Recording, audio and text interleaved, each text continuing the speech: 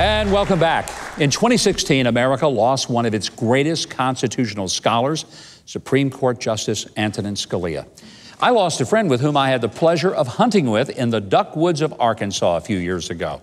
And I can confirm that his skill with a shotgun was as accurate as his acerbic wit in his legal writings.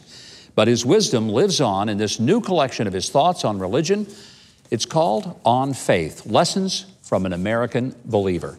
Please welcome its co-editor, Justice Scalia's son, Christopher J. Scalia. Chris, great having you here. Thank you so much. It's great to be here. Thank you. Thank you.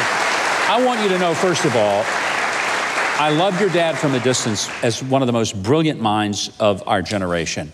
But when I got to spend that time with him in the woods, what a great storyteller. What a great sense of humor. You must have had a good time growing up in that household. It was fun. He was a great storyteller and he had a lot of excellent jokes, and he just told them so perfectly, like flawlessly. You came from a big family. I mean, there were a lot of you guys, right? Yeah, we had a few. There were 9 kids in the family. I was number 8 of 9. One of the things that I love about this book is you're very candid about your dad and the reality and authenticity of his own faith. I mean, he took you guys to church. It wasn't just a matter of he sent you, he took you. Yeah. He modeled for you as a family. That's right. The life of an authentic believer who loved God, loved the church, loved his family. Tell me about the influence that had on you as a kid. What amazes me now is that they managed to get, it wasn't always 9 of us at the same time in the house, but they would manage to wrangle all of us, 7 or 8 of us, to church. Only about 5 or 10 minutes late every week, and that's impressive. That's impressive.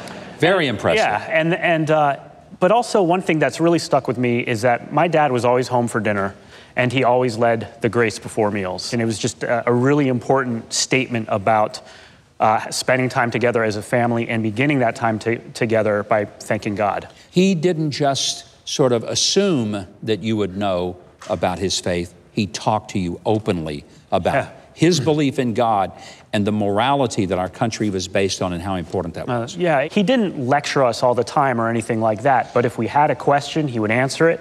Or if he thought something was especially important, like a prayer he really liked or a passage from a book he really liked, he would share it with us.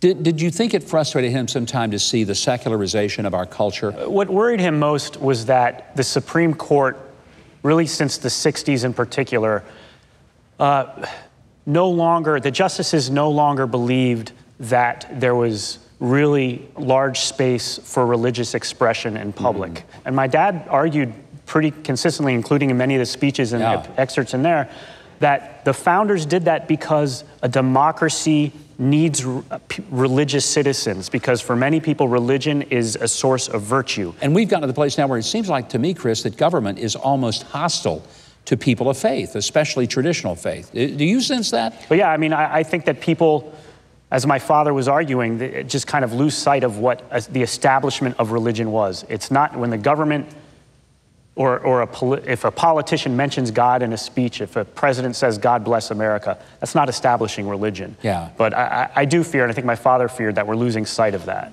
Well, I think we are. Your book is terrific because it really lets us see into this wonderful person that so many of us loved.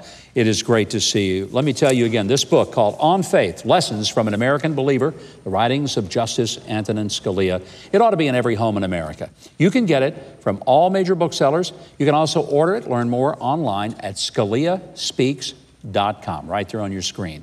You can also follow Christopher Scalia on Twitter at CJ Scalia.